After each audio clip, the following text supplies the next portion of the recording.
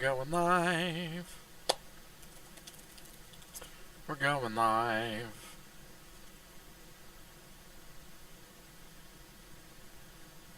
Going live. Hanging out for a moment. Hello, friends, enemies, and everyone in between. As always, I don't know what the lag is between my seeing your questions and you hearing my words, so we're going to get into it. But thank you, as always, for joining me. I'm Jackson Wood. I'm your lovely host this week, and that's about it. After this week, Jackson Rambles is going to be going on a hiatus, if not a permanent end, for a while, for a number of reasons, which we'll get to by the end of today's segment. I'm going to drink some water, and we're going to get into it. So thank you so much for joining me. The primary thing that we're going to cover today is all the quarters. We talked about them a few weeks ago with this roadmap. We gave a little bit of a preview, but now that we have the full one, we'll kind of talk about everything together, what it all looks like, what you can expect, what's happening now, and what the future holds. So, it's broken into quarters. Quarter 2 being from now in April to June. July to September is quarter 3, and then October to December is quarter 4. So we have 3 quarters left of the year. We have a number of things to talk about in all of them. As always, you can ask me questions as we go. I will answer them to the best of my ability, and if I can't, I'll always tell you why, to some extent. And then, beyond that, anything that I'm going to show off is going to go in the appreciation station, but in general, I don't have a lot of things set up, so let's just jump into it. We'll be relatively quick. In quarter 2, we have a number of items, some that you have been waiting for. The Last Brave, Ramen, and Testament, all 3 of those have a street date of May 12th. So they're going to be available on May 12th. That's for sure. Like, we got confirmation, things are coming, those are updates. That's going to go out next week, just because finalizations and things like that are going to happen at the same time. But it's really exciting for a number of people. We also have Naruto Ninja Arena, which is a simultaneous dice game. It's a lot of fun. Excuse me. But it is a simultaneous dice battling game, so you need to have people, which means if you can't see people right now, not going to happen. But more, that's just how that goes. We got a number of new big eyes, small mouth products. So we have all kinds of things that you're looking forward to. So the Animinies, the Personae, Dramatis Personae. I'm terrible with words today. So the dramatic persons, the different personalities, etc. Gonna have those. We also have a hidden roll secret deduction game with Don't Panic. So Cowboy Bebop, the Naruto game, and this for Tokyo Ghoul, which is really exciting. The Bloody Masquerade. If you've ever played Shadowhunters, it's got a very similar feel. Everybody has their own goals, so you're either a human, a ghoul, or a dove, and you have a primary win condition based on that role. But then in your role, as a human, you might be like, oh, if I do these specific things, I win. Or if this circumstance happens and this is occurring, I still win alongside the other winners. Kind of like the Bene Gesserits in Dune or other games like that. Another one that I'm super excited about is Glitter Hearts, which is an RPG. So unlike Bessem, this is an RPG that focuses on LGBTQIA plus folk and those communities. The whole idea is that we all work day jobs, but we all have things that make us special and make us powerful. And so it is one of those things, it draws heavy inspiration from Magical Girl anime and the likes, and makes it even more accessible to a wider variety of folks. All of us are magical in those regards, and so you transform yourselves into your most idealized heroic form and fight evil. The whole fighting evil at moonlight, Sailor Moon, real real applicable with Glitter Hearts. I'm really excited to see it come out. I know that the creator is super psyched. If you like Powered by the Apocalypse style games, you can thank Greg Leatherman for this one, and we're picking it up to diversify the range for Japanime Games. So we're really excited to have it there.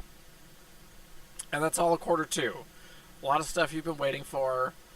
A variety of options that got delayed in 2020, finally arriving. That's most of quarter 2. There are some new things, like we said, Tokyo Ghoul, Glitter Hearts. We finally have shipping, announcement dates for a number of those items, like The Last Brave, Ramen, Testament. So, really excited for that. It's not a board game, it is a role-playing game. It's very heavily inspired from that, so it's not a board game, which you may be, depending on where you heard that. Well, welcome to my sort of debrief for the week, where I will answer your questions in real time as you have me. I will be here for as long as I'm getting questions, and it seems reasonable. And I'm just kind of going through the roadmap, giving an update to this week and the things that have been happening. So, I'm going to start into quarter 3, and if you have questions about anything, it doesn't even have to be related to what I'm talking to, please ask as we go, and I will make time to answer them. So for things that are going to be delivering that people are aware of, we have Tokyo Sidekick, Kamigami Cthulhu, or Kamigami Battles, Rise of the Old Ones, and CHAINsomania. CHAINsomania being the most recent, kickstarted, just completed. Before it, Kamigami Battles, and then Tokyo Sidekick. We still don't have delivery dates for those things, but when we do, we'll let you know. The big things for this quarter are, there's a lot of things happening there. There's a whole new set of Domina things. So there's a second Domina anthology with Margot, Latria, and NightClan. NightClan being redesigned. I know that a number of folk have different opinions on that in the community. I don't actually know what the differences are off the top of my head, so I can't speak to it. Tree-Lined Avenue, being another small box game, is phenomenal. I love it. It has a bunch of different, if you've looked at the picture on the website, it's got a bunch of different tree colors and designs, but then there's animals and secret objectives, and as you place tiles and draft these tiles, turn order changes. You can move around the board, but it's all about space and getting different rows and columns together for your avenues for maximizing points. It's a ton of fun. We played it in the hotel bar at PAX East last year before quarantine. And I was so impressed with the art and the gameplay for how small of a box it was that there's no reason not to pick it up. Going forward from that, for those folks who love, the Heike, the spirits of weapons becoming humans, we have Heike Strike Alternative. And it's interesting. It's got a lot of really cool mechanics. It's a neat game. I tend to avoid these kinds of topics just because of the backdrop. It's not really subject matter I enjoy. Access and Allies stuff, even though it is a point of history and I'm happy to learn about it, I don't really enjoy playing games about it. And that's just me. But everybody has their aesthetic and things they like. That one's being co-authored through Kamikaze Games, the same people that do Barbarossa, and El Alamein, the sister company of Japanime Games. So you'll have that. But you have boats, planes, tanks, all that stuff that you would expect in humanoid form with weird stuff on them, like blasters and cannons and whatever else. Then going from that, we have Bananya.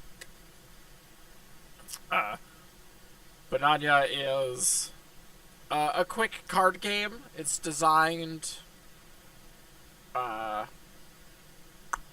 a woman named Chelsea. I forget her last name, and I feel so bad. I know it's going to be there somewhere. I will get that at some point during this email, because I never like not accrediting things correctly. So it is Chelsea at Sprinkled by Magic. I don't know if they want their last name used or not. That's not my... it's not my place to say. But their tag, at least, is at Sprinkled by Magic. For Instagram, etc. So, that's where you can find them. This is designed by them. But not yet. It's going to go to Kickstarter. It should be a ton of fun. Banania is adorable. It's that Sanrio-esque kind of thing. It's kitties that live in bananas. I don't know what else to tell you. And then the big one for that quarter is Japanime Tactics. I've been working on this a ton with Team Lynn Vander. I am psyched for it. The gameplay is so smooth right now. It's just a matter of, like, building out content, getting approvals from licensors, and actually being able to present it. So as soon as the company is able to do that, it's going to be a big deal. Kamikaze Games is an imprint of Japanime Games, so it's the same company, but as imprints go, it's done by a different team or different production. I'm not involved with it. That's all I know. I'm involved with cross-marketing, but I'm not component to the Kamikaze Games part of it. I know it was an imprint created due to specific subject matter, and like, these are games that are culturally relevant. They're games, like, it is something that is very prominently, like, not prominently, but something that is important and designed often in Japanese games. I don't know why, but it's not my place to say. So, that's mostly what Kamikaze Games is for, but I don't know anything beyond that. And that's quarter 3. So if you have any questions about quarter 3 or quarter 2, please feel free to ask about them. But I'm going to jump into quarter 4, because there's so many things in quarter 4 and beyond. But the big things in quarter 4, there will be more things that probably show up. Sushi Boat, which I'm hyped for, worker placement game, conveyor belt,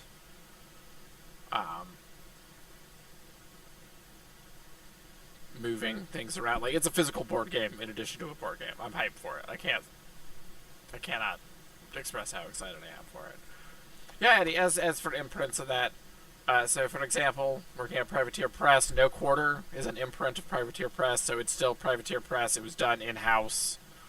I don't quite understand it either. I just know it's a way to, like, differentiate things. I'm sure there's legal reasons and, like, something to do with money. It always has to do with money. So I honestly don't know. This one's just, it's basically because some people don't like that stuff, and that's fair. And it's kind of a bummer if you can't work on a project just because of that. So, yeah, anyway, Love Live Sunshine. Going on to the next thing. Another Idols game.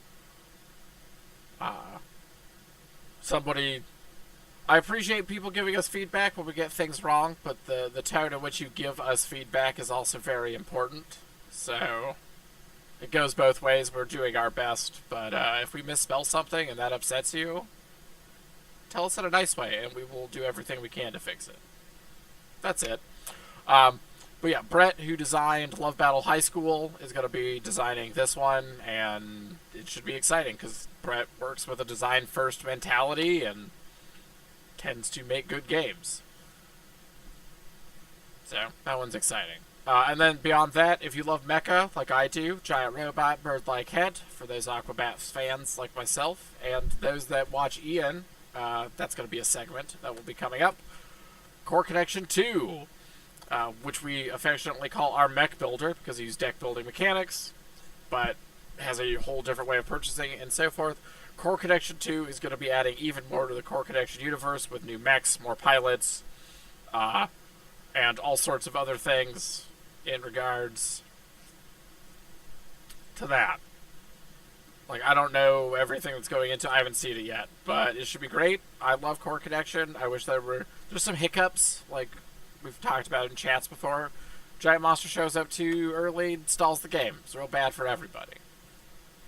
But, you know, whatever. It is super exciting that we get to work on a Love Live game. But this is sort of where I get to, like, open it up and talk about everything. Like, Love Live is going to be hype. It's one that we are looking at completely new design elements for it. Something that is very important to me in the position that I am in currently is that games are designed with something unique or interesting to them, right? Like choosing a theme and mechanics that go well together. It's part of why I like the Cowboy Bebop board game. It's part of why I really love Lords of Waterdeep. It's, you know, Lords of Waterdeep is my top 5 board games of all time for a lot of reasons. So Love Live and some of the games I'm going to talk about next are going to go into those same lines, like Tanto 6. All we can say is that The Haunted Manor is the working title, as you may have seen. Coordinate Connection would be great. You got to get Arclight on that, since Keep Dry and them totally different people. It's really hard to do, but that would be pretty amazing. Giant mecha maids all over the place, right? That's where my mind goes to first.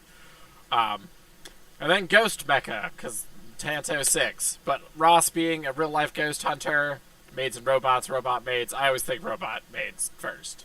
Robot maids in giant robot maids? I don't know. How many robots down can we go? At least 3. At least. But Ross is a real-life ghost hunter, and so it's going to be exciting. He also helped with, like, his why butlers exist in Tanto 5. Ross has his own promo. Ross is great. Mato Tanto is also going to be something that's being looked at, so that's very important. I know a ton of people are hyped on Blade Rondo from Domina as well. I have no idea about Bread Rondo, because again, it's not... Sometimes I have to do with talking about licenses, and sometimes I don't. My involvement is very odd. But Blade Rondo is dope. I really like those games, and I really like the versatility of them. So that's a ton of fun.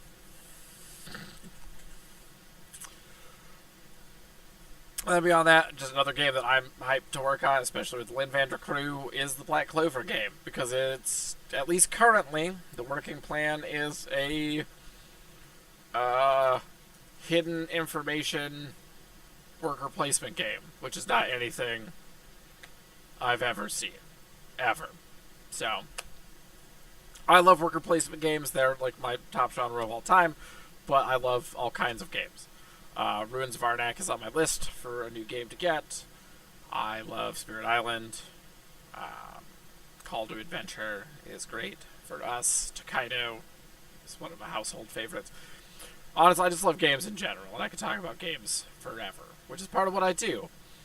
But in all of this as well, I know a number of people are like, Cowboy Bebop's expansion when? I don't know. I have nothing to do with that. I wish. That would be dope. I would love for more characters, even secondary characters, new mechanics. I would love an expansion to Cowboy Bebop. There's so many things that could be done there. It would be so cool. But we have licensed accessories. So many licensed accessories coming out. We got blue and pink sleeves coming soon with cause marketing campaigns attached to them.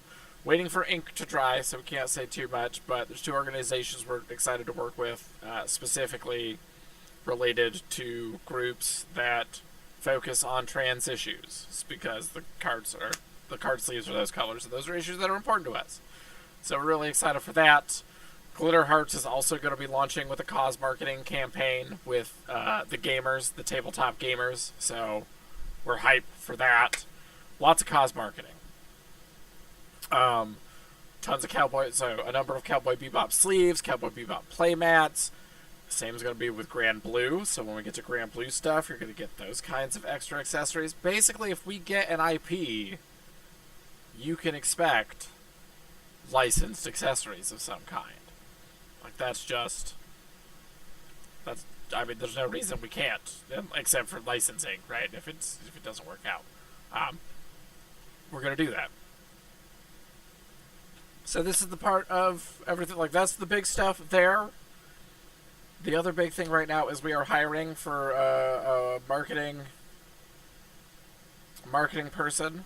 I don't know what the exact title is that they posted. I don't remember. I wrote it. That doesn't mean anything half the time. Hiring a marketing person. Because I will no longer be with the company in the future. I will be leaving I'm going to be pursuing new things. This is the first real official announcement for it. And there will be more coming with it, but it is something that people have speculated with the position coming up. And it's only for my own ends. I love this company. I love the games that I've gotten to work on. I'm excited to keep working on games. I love the development aspect of things that I do. But there's a number of things in my adult life now that I'm going to be pursuing otherwise. And so that's what we were leaving towards the end of this stream. But this is where you can ask me anything. Ask me all kinds of questions. We'll hang out for a few minutes, and then we'll wrap up. And if I don't, hear any other questions, you can always ask me questions on Discord. And whatnot. So, there's an exact title for the position. What is it? It is important. Marketing Communications Manager. But my departure it's not set in stone. It's more of a transitory period for best of everybody. We're in the middle of taking applications up until the 16th. So if you want to apply to do the kinds of things that I do, if you want to sit in this seat and have the latitude to do goofy shit like this, in addition to your actual marketing duties, it's a great job. I love what I do. Again, there's a lot of things that you get to do that are a lot of fun. And the more multifaceted your skill set, the more doors open to you, especially in the gaming industry. I love getting people into the industry. It's one of my favorite things to do. I've done it a number of times up until this point, always as a resource. And so it's wonderful, especially if you want to do it. But all of that to say, big rambly whatever, just due to delay, I'm still here for the foreseeable future. I have no official departure date. Again, it hasn't even been a bigger announcement. This is me just kind of wrapping it up because this is likely the last Jackson Rambles as well. I just don't have the time as much lately to do these things, given everything I need to do. But any questions about anything, all of the games that we have coming out, accessories, future IPs we currently are working on, different game stuff, you've got me. That's what I'm here for, once a week. So ask away, we'll hang out. I just kind of fill the space with my voice.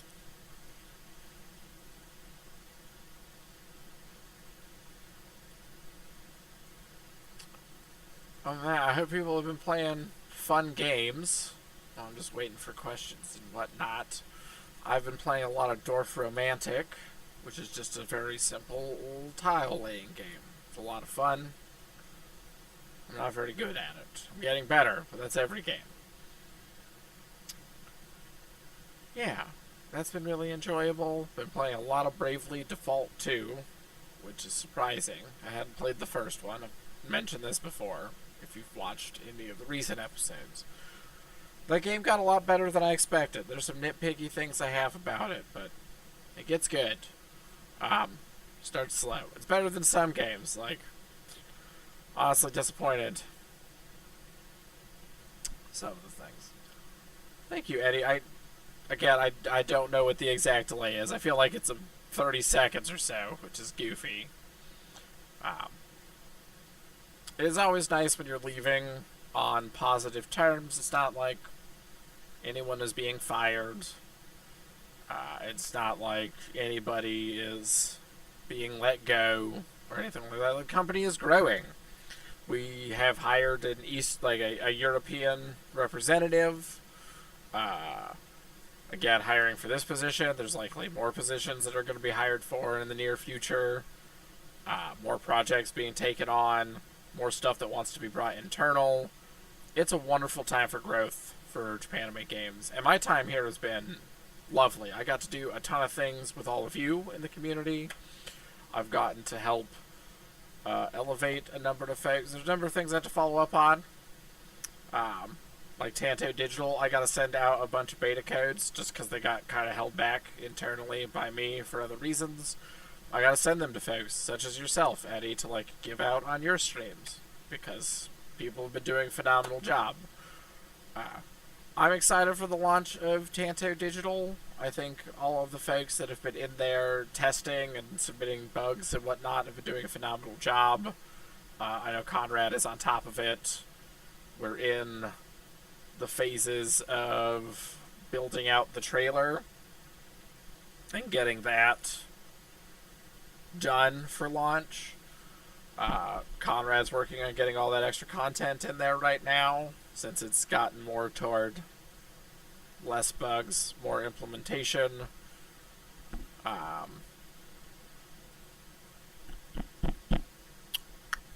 Click on my tongue, thinking. Oh, and features, right? Opening it up to feature suggestions. Because video games are just, like, there's talks about, what do you do in the digital, all that kind of stuff that I know Conrad wants to do. So, shoring that stuff up. I'm just slow sometimes, and with this stuff happening in the background, that's part of what has lended to me being so. But all the folks that have been streaming with that, like, you've all been doing a phenomenal job. It's always fun to pop in and watch what I can. I don't actually know what the price is, Eddie. If I could say, I would. If I knew what it was, I would say what it is. I actually don't know off the top of my head. Probably in the realm of whatever Heart of Crown Digital was. I think like 25. It's somewhere in there. It's not going to be the price of a base game. I know that much. That's just not how digital games work. So that's what I know there. But yeah, I don't know the exact price. I wish I did. A lot of that stuff gets decided outside of me, and then I get told later what things are when it is important to me. You would think that I would know that, though, because that seems like important information. Marketing's weird. Either you are tied into everything, or you're the last one in the chain, and sometimes it's both. And that just doesn't do anything good for anyone. Cool. Awesome. That's me doing the sales component to my job, seeing other things. But yeah, that's kind of where we're going to start wrapping up. Like I said, at 4:30, so at the 30-minute mark, we'll just kind of whip. So questions until then. But it's always great to hang out and talk with folks. And if you have questions that don't get answered here while I'm online, you can always ask them in the Discord later. And hopefully I will see them and answer them for you. Usually I try to. The same case for gameplay questions. If you have a question, ask there, and if no one answers, like, I will try to find an answer, usually by asking the designers. And that's kind of what's up for Japanime Games. 2021 is going to be buck wild. I am grateful for everything that I have gotten to do at this company thus far.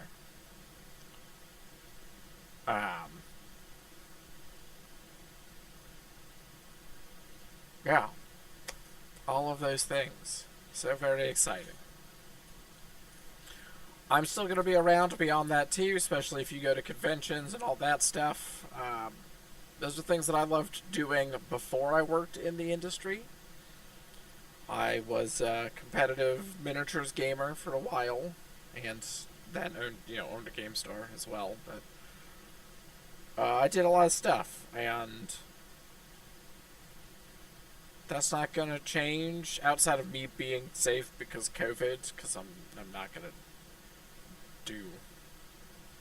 not. I'm not vaccinated yet, because I haven't been allowed to be yet. So, soon. And when I can, and when it's safe, that's when I'll be at shows. But, as always, I love you all. Ask questions in the Discord, but it is time to say goodbye. Possibly forever.